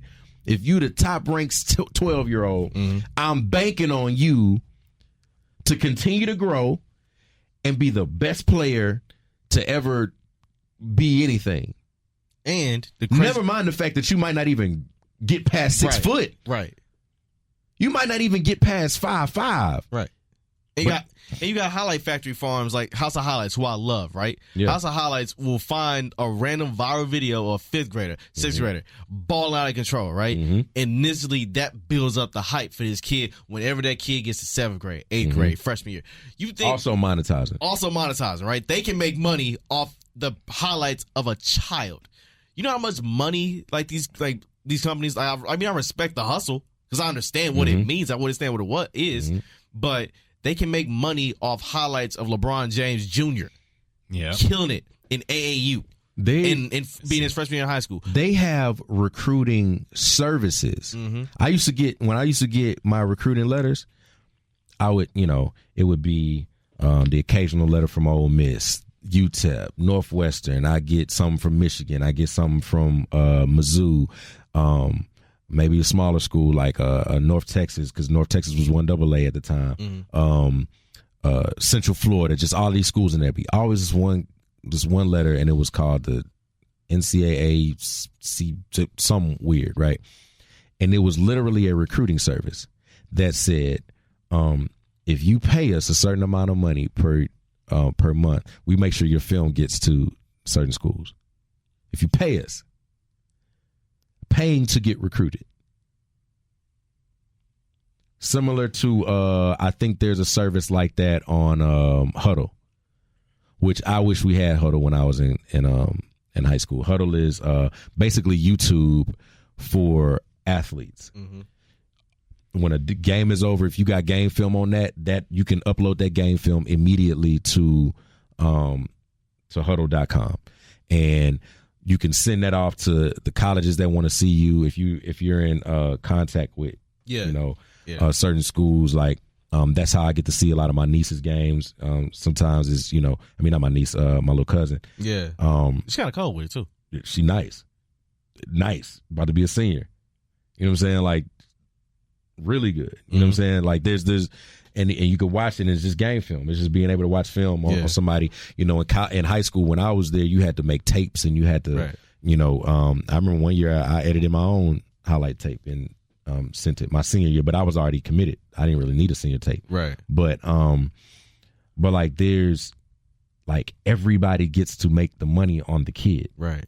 Everybody gets to make the money on the young adult, and they never get to the young adult. Oftentimes doesn't get a lot. Again. And so you hear all these people say, "Oh, well, all he has to do is go to school for 5 months, and he'll make millions. He'll make way more than anyone gets to make." Yeah, that's fine, but in his 5 months, you know how much money that school made? Yeah, I say,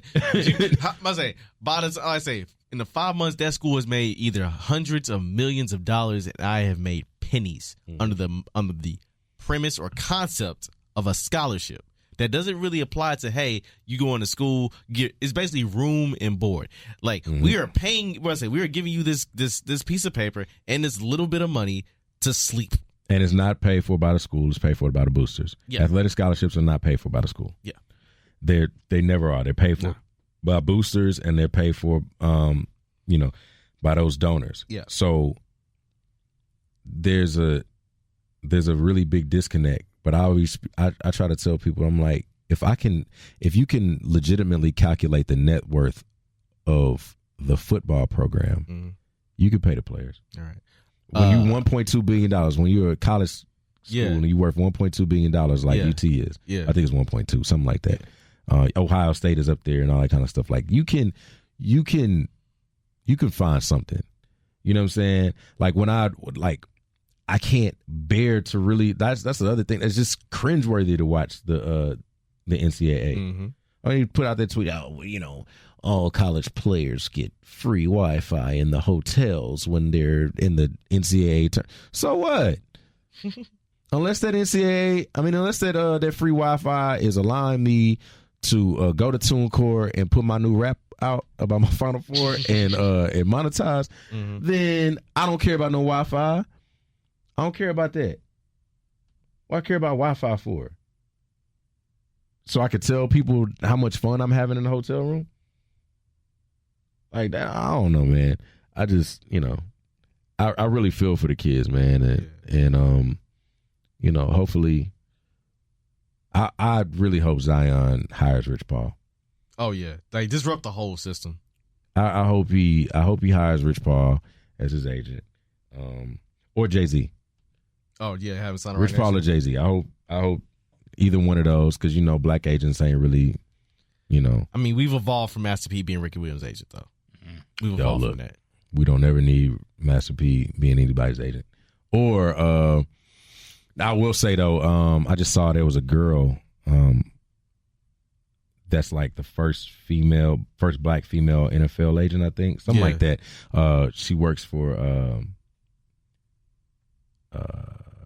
was it Young Money Sports? Yeah, I think so. Yeah. So shout out to her. I forget her name, but other than that, man. Yeah. But real quick before we got here, I do have a question. What's the wildest thing either of you two watched recently?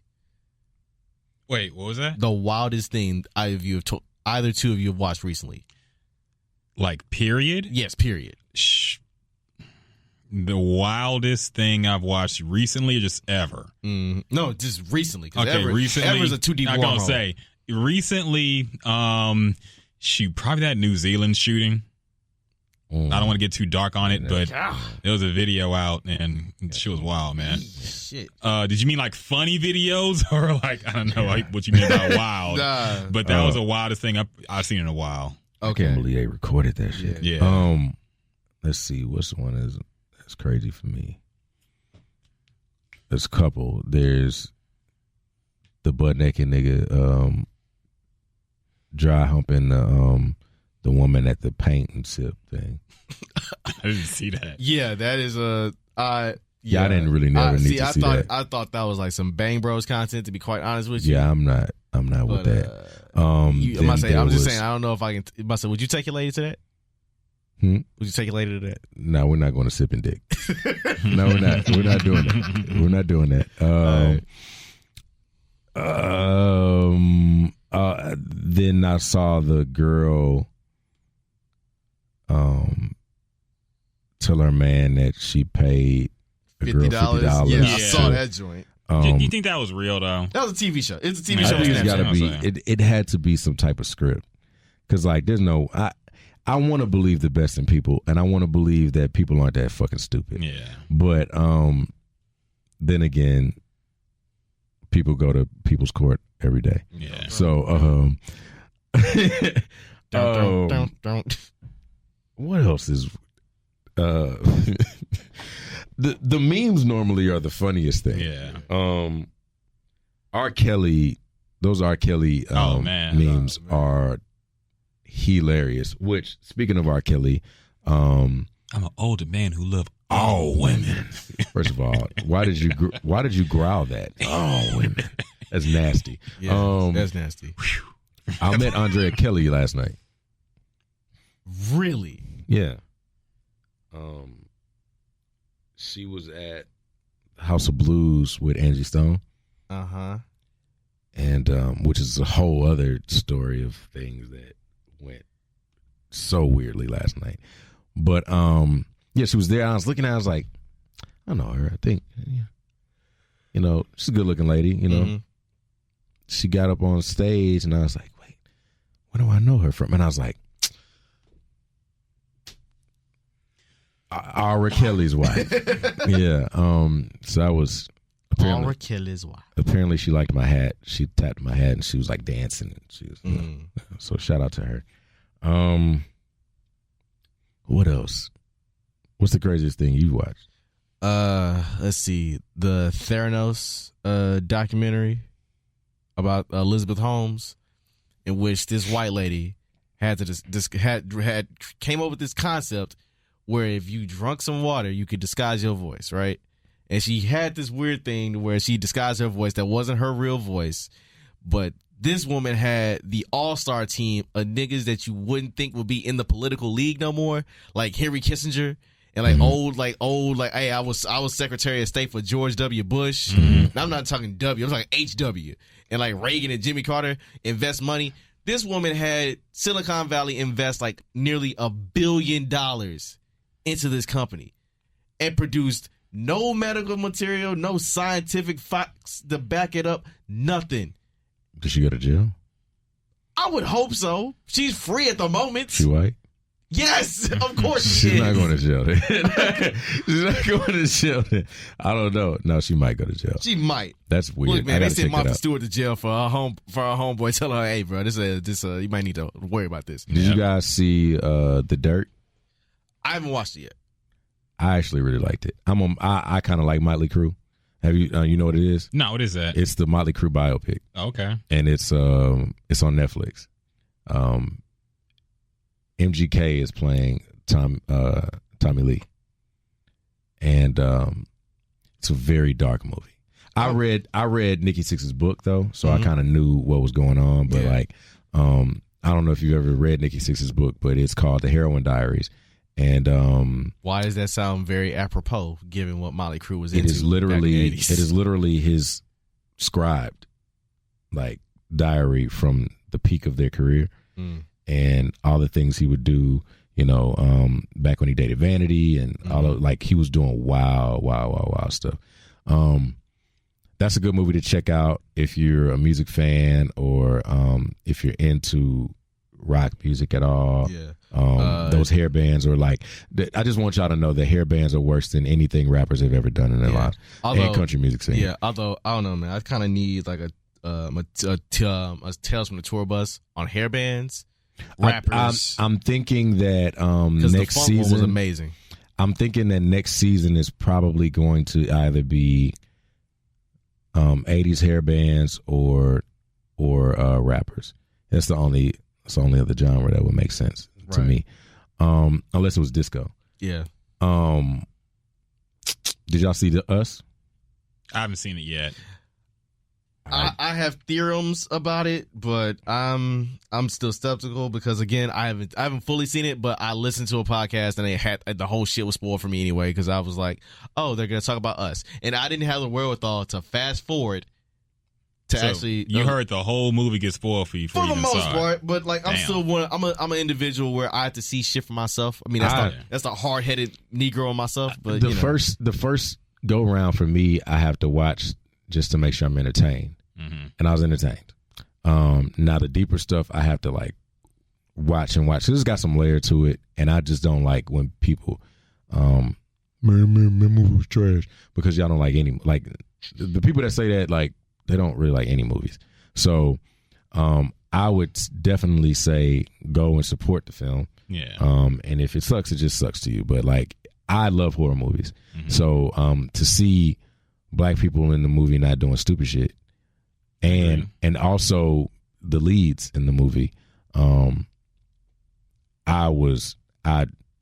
Peele is my guy for that. Yeah. How do y'all feel about Avengers being 3 hours and 2 minutes? I'm down for it. As Kev on stage and a lot of other people have said, black churches prepared me for this moment. And I wholeheartedly agree. Kev on stage 100% stole that joke from a nigga that was just tweeting. Yeah, he did. And I saw that. Yeah, he did. Okay, quick. Yeah. What meal you bringing to watch the movie, to watch Avengers? Probably gonna give me some baked chicken. Okay. I'm probably going baked chicken. I'm thinking about it, man. Depends on how big my lady purse is. But that's a good reason, all right. That's a good reason. I'm walking in the iPick Theater with a 2-piece or 3-piece from Frenchie's. Hey. with a pound cake. It's gonna be a fish fry in that thing. It's gonna be a fish fry in that thing. What else movies coming out? A lot of boxing coming up. Yep. I still think that Errol Spence did what he needed to do against Mikey Garcia. Errol Spence rocked that man for 12 rounds. Straight rounds. He didn't even have to knock him out. He didn't have to. He punished him. He punished him for 12 rounds. Yeah. So I wish Top Rank and PBC got together and made that fight between him and Bud Crawford happen. But, well, Bud, politics. Bud Speaking of which, do y'all think Deontay Wilder is running at this point? From Anthony yes. Joshua? No, I don't think so. I think the Fury fight kind of threw a wedge and all that because the Fury fight was so if anything random, yeah, and how it happened at the end. Tyson Fury screwed that up because Tyson Fury signed a deal with ESPN, and ain't no heavyweight signed to ESPN that anybody want to see. And there was an opportunity for Deontay to fight on the Zone to renegotiate his contract and get a new deal with the Zone instead of Showtime, but there aren't enough guys on the Zone to fight with. You know what I'm saying? Mm-hmm. And Anthony, not a heavyweight. Anthony Joshua don't want that smoke. I don't think Anthony Joshua want it. So I'm gonna just sit here with Showtime. They gonna pay me. I'm gonna fight because I think his thing was being active. Mm-hmm. And so if I'm not gonna get the fights that I want, I might as well just be active and keep sleeping, motherfucker. Yeah. So because I think the only big name heavyweight that's even fighting on Showtime is what, Jarrell Miller. And even that, I'm like, Big Baby. Big Baby's fighting on the Zone. Yeah. For Anthony Joshua. They fighting Anthony Joshua in June. So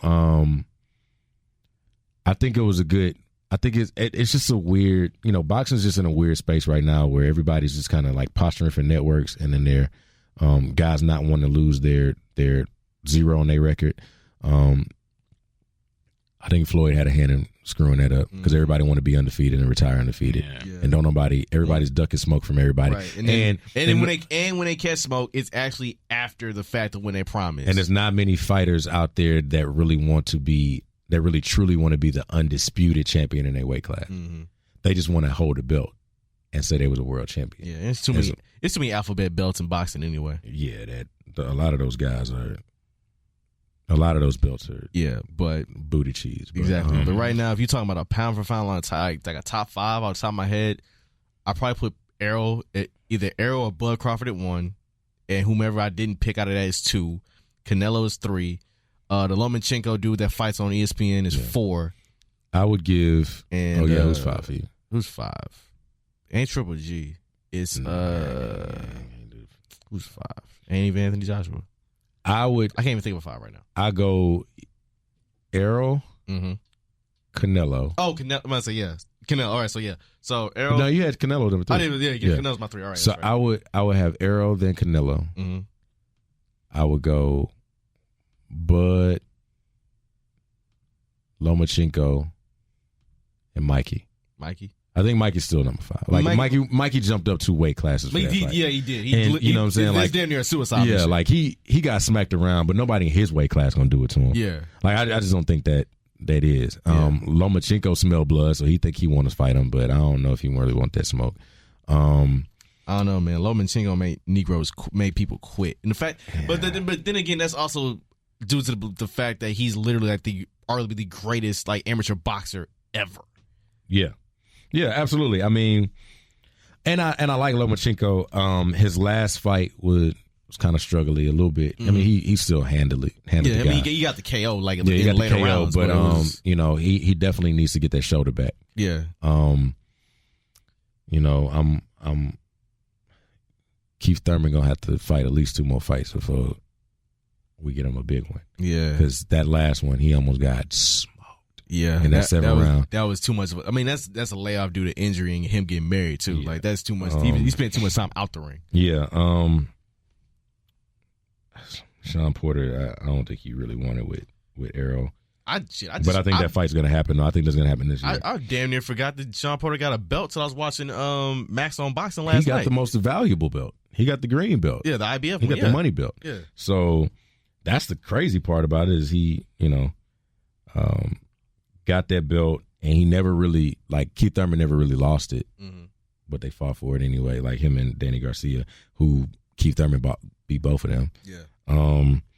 I do think that Danny Jacobs has a chance to beat Canelo. I think he's got a good chance to beat Canelo. I must say, because, I mean, Danny Jacobs he did 12 with Triple G, huh? I don't really think he lost to Triple G. Oh, that right. That was that rather controversial they fight. Both got knocked down. Yeah. But I don't really think he lost to Triple G. Draw, maybe. Yeah. At worst, but yeah. Which I think what's his face?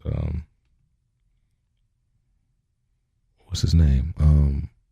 It'll come to you. Conor McGregor retiring. That's fake. Air quotes retiring. Yeah. Because again, the man literally was on TV that same night arguing for either a bigger cut or if we go, I'm a fight, I need ownership stake in the UFC. Yeah. But then again, I think when that agency bought in the UFC, and they bought in for $2 billion. Yeah. Mm-hmm. They bought into it thinking they would have stars, right? Mm-hmm. And the biggest star they've had in terms of McGregor has lost the one fight he's had since they had that deal. Yeah. And that was to Khabib. Yeah. That I think UFC has a business model situation that they need to fix. Yeah, because as my friend Brad Gilmore, who's now over in at different pastures, so to speak, shout out to Brad Gilmore. him and Booker, the UFC has way too many interim champions. Way too many interim champions. The fact that, I mean, look, the one fight I want to see, like, roids, drugs, whatever be damned. Like, look, let Daniel Cormier and John Jones go at it one more game before Cormier get out of here. Cormier don't want that. But I know he don't want it. Cormier don't want that, His pride don't want it. Again? He don't want them hands, man. Or them feet. Or them elbows. I think he wants it, man. Honestly, he does. He does. I think it eats at him that he wants that fight as a fighter. I think he does. As a fighter, he probably won't. He wants that. As a businessman, he going. Nah. Yeah. But Daniel, number one, Daniel good. No matter what, he's been broadcasting. Daniel's definitely good. He's like he got money. He's a double champ. He's a Hall of Famer. He's like 100%. He just don't want that John Jones smoke. I just don't think he do. Yeah, I think he's gotten smoked twice. Yeah, and it just, and I don't think he'll beat him at heavyweight either. Nah, no, I think he would. I think he has so. a chance. See, I think it'll be closer than people. That last fight was closer than people realize. Before he got knocked out. Rocked. He got rocked. They put to sleep. Right, but the problem is with John Jones is that you can't get inside on him because he's too long. John Jones has not looked as good as he's been these last two fights. He looks like a lesser fighter now. I don't know. I think that last fight he had where he just pretty much just carried that dude the whole fight and dominated all the way through. I'm like, you know what? That's a lightweight moment. Yeah. The Gustafsson, the last Gustafsson fight, the second one, I was like, oh, okay, you're back. Yeah. All right, cool. Yeah, I mean, and if he ain't the same fighter, neither is Cormier. Yeah, he's getting up there. Yeah. Like Cormier is 40, about to be 40. Yeah. John Jones will smoke that guy at heavyweight. Yeah. I think he'll smoke him at heavyweight. Yeah. Because you're not gonna be able to get to him. Like the only he was talking about fighting what's the other one that Brock Lesnar. No, the guy that lost to Cormier. Stipe. Rumble Johnson. Stipe. Stipe. He wants to fight Stipe in July. But he already, I think they got another fight for John Jones, but that's like in the next month or two. Because I think, but then again, that's Dana White in positioning. Like UFC has, it's interesting because boxing has super fights, right? And those be the ones you really want to go to. The UFC always positions the July pay-per-view in Vegas as their Super Bowl, like their super fight night. Yeah. So whatever they can book for it, you know what I'm saying? Cool, because I think the next fight they got Amanda Nunes fighting Holly Holm. Yeah, they do, and that should be interesting. Nunes finna be. But Nunes about to watch the shit out of Holly Holm. I still can't believe she smoked Chris Cyborg like that. Bro, she gave Cyborg that work. She caught that overhead. That girl went to sleep. Oh man. Oh yeah, man. Anything else? I know we've been here a while. There's some breaking news. I don't know if y'all saw this on Twitter and all this, but what up? Kristaps Porzingis is being investigated for rape hours after he tore his ACL in 2018. Hold on a second. Time out. I see it. I saw the alert on my phone. I was like, oh, that looks fascinating. And then I saw somebody tweet, Mark Cuban has a type. And I was like, oh, you're funny. Oh, you're funny. But then I was like thinking to myself, like, yo, how do you tear your ACL? And then your immediate thought is, I need to go take some from somebody. Yeah. That's fascinating. Damn, Kristaps. Because, boy, I say next year was supposed to be a problem with him and Luka. And if there's any, like, smoke and realness to this story, whoo, boy. Ooh, boy. Oh, quick takes. Lil Nas X. How y'all feel about that song? That's a country song, bro. I don't care. You think it's a country song? That's a country song. It's a cool little song too. Like it ain't something that I'm gonna just jam all the time. I mean, I banged it. But when they bump it in the club, I'm probably okay. It's a catchy ass song. Get him, man. But do y'all think it's controversial or that song should be on the country chart? Absolutely. So in that case, should we go back and put Ghetto Cowboy and Crucial Conflict on? I mean, sometimes it has to do with the sonic though. Okay. Like the sonic of it is just trap country. If Garth Brooks did it, it'd be on if he sang those exact lyrics, yes, that's true. It would be on the. I would pay money to hear Garth Brooks say "Lean all in my bladder." I would, yeah. But he would just change it and say it would say "Beam all in my bladder" or something like that, Jim Beam or something. Yeah. But like, I mean, there are rap songs that are country songs that made the country charts, and they were just white people that did it. No, that's true. It just, I mean, look, man, white people do a great job of protecting the true. spaces that they feel like they should only be in. And we're talking about, saying it's a Gucci fedora. It's bad enough that last year there was a point where the top 2 songs in country were the 2 black guys. Yeah, Kane Brown and Darius Rucker. Yeah, they don't. They not with that. They not with it. They not with us in here. Meanwhile, over at Toyota Center, Harden already got 45. Shit, MVP. He had 17 in the first quarter. Yeah, he got 45. It's like 3 minutes left in the fourth. Is he the MVP? Yes, I think so. Me too. Yes. Now I think they're going to give it to Giannis, but I think he is. There's no way you can tell me the dude legit turned it up a whole different notch. The moment the Rockets were in 14th in the West, from 14th to 3rd, I'm sorry, what? I must say, if we gave Russ an MVP for averaging a triple-double for historical significance, the Thunder were a 6 seed. They didn't even win 50 games that year. Yep. And you mean to tell me that a dude averaging 27 and 12 and 5, cool, it's cute. I mean, your squad got the best record in the league. Okay, that's fine, that's cool. On the other side is a dude averaging 37, 8, and 8. Yeah. And literally has carried a team that does not have a second All-Star, and B... Wait, who? I get okay. Chris Paul would argue, but he wasn't an All-Star this year, so right? Yeah, fair enough. Right. A dude, I'm a team that they didn't have a second All-Star this year, and the majority of their big 3, so to speak, which is CP3 and Capella, combined to miss about 40 games. Yeah. And you mean to tell me, and this dude went lights out, has more 50-point games by himself than damn near the rest of the league combined. Because there's been like 13 50-point games. And Harden has 8 of them. And he's hit 30 on every team in the league this year. Yeah. Giannis dunk on niggas, so that's why. That's about it. Capella dunked on it too. Harden about to have another 50-point game tonight. Yep. He got, let's see. That's crazy. As we speak, he has 48, 9, and 9. Damn.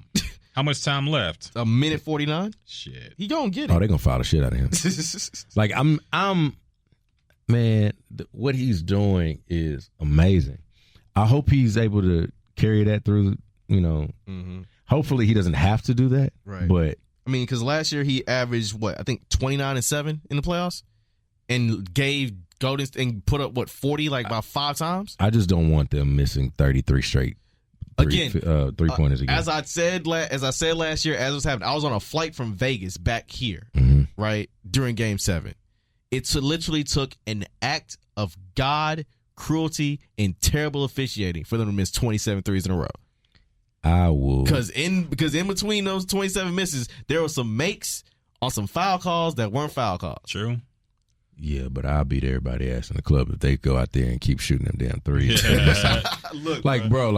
Look, step into the line. Yeah. Just go. You were up like what? Double digits, like about 13. Up like 13 points. Yeah. Just make a layup, make a mid-range jumper. Mind you, that game was why I was cool. That game was why I was cool of letting Trevor Ariza walk. Because he played over everything. Yes. Yeah. Trevor was out there couldn't hit the broad side of a barn. Look, boy. I'm gonna say this for all the people that said, "Oh my God, the Rockets are terrible now. They don't have Luke and they don't have Trevor." Thank God for Daniel House. Yep. Thank God for House. Thank God for Gary Clark doing what he's doing. Shump, I mean, look, there's another ball handler. I don't know about his defense now. Shout out to Tiana Taylor being in the city. We appreciate you being fine as hell. And also being a very talented musician who's getting jerked over by her label, but you saying, fuck that, I'm still doing my thing. Chris Paul, may your hamstrings stay at least together till late May, because that's really when we need you. We can go through the first 2 rounds of the playoffs. Put some tape on them hoes, man. We can go through the first 2 rounds of the playoffs. Who's the 7th seed? San Antonio? I think so, because OKC was 8th. We're gonna smoke San Antonio. That's gonna be. They're gonna be annoying. I don't know We're gonna about smoke that. them. It's gonna be annoying. Still Greg Popovich, man. Come on now. Roll San Antonio. It's gonna be annoying. But Greg Popovich ain't got He ain't got Kawhi. The triplets. He ain't got Tim. He ain't got Manu. He ain't got Tony. And they beat the Warriors. Yeah, but we beat the Warriors 3 times this year. That's true. and it also, should have been a fourth, but shenanigans. And if we know anything about basketball, we know not to trust DeRozan in the playoffs. Oh no! for the sake of Canada. Oh no, baby! Oh They're no! about to get smacked. Mid-act. So, question is, who's coming out the East? Bucks. Yeah, I think it's Milwaukee. That's gonna look weird though. It will. It's gonna probably look might be the super weird. lowest rated finals that we've probably ever seen. I really think Boston might get it together. See, I don't know if they could try to, or Philly, but I don't know, man. It's just gonna look weird. I'd rather see the Raptors take it, honestly, but. I mean, I'm kind of entertainment-wise, it might be best to see Milwaukee. Yeah, and out. also, I think Philly got like the best starting five in like the league in terms of like how good they're supposed to be. But here's what's gonna happen. As big of a LeBron fan as I am, still ESPN gonna make it some way, somehow. What's LeBron up to for his first summer off since he was 21? And I'm like, Banana boat. I want to ride the boat. Let me drive the boat. Oh, it's gonna be another. It's gonna be another LeBron James, another kid in the house. Yeah, it's gonna be. Oh snap! Gonzaga down 7. Nah, he gonna be shooting movies. He all good. Ooh. Oh yeah, this is definitely time for him to shoot. Space Jam 2 going down. But he's still gonna make that. He's still gonna shoot at the club again. Oh, Savannah will be like, look, Beyonce, I need you to run interference. Nope. Nope. Time for another one. Nah, Beyonce like, look, me and Jay are doing, we're doing GLAAD acceptance speeches now. I can't do that right now, Savannah. I can't do that. I just made a movie and took this nigga out the house for a year. Oh, that was Vanessa that said she'll keep having babies for Kobe until he get a boy. Yep. All right, Vanessa. All right. Hey, challenge accepted. Hey, look, y'all made that commitment when y'all was 19. Mm-hmm. All right. Off the G'd Up video. Woo, boy. Wait a second. Get about that. Who you think got worse bars? Kobe now or Shaq now? Kobe, without a doubt. Always had the worst bars. Shaq at one point had some hot albums, man. Say what you want about it. He probably had it written for him, but he had some bars, man. Shaq did real songs with Biggie. Yes. Not no made up shits. Yes. And they were hot. I'm not gonna legit ass song, man. I mean, Peter Guns wrote one of his songs for him, or at least one of the hooks, at least. Yeah. But yeah, man. I think that's it. I think we rolled through everything. Yeah, I think we made everything. We did a Jack of all trades super episode. This is like a 4-hour episode. Huh? It was without even having to introduce who I am or what I do. We might need to do. We might need to just split it up. A 2 day special. Yeah. You might. Yeah. Yeah, I think that's what we're gonna do. It's like cut the audio in half, and then I'll put it out.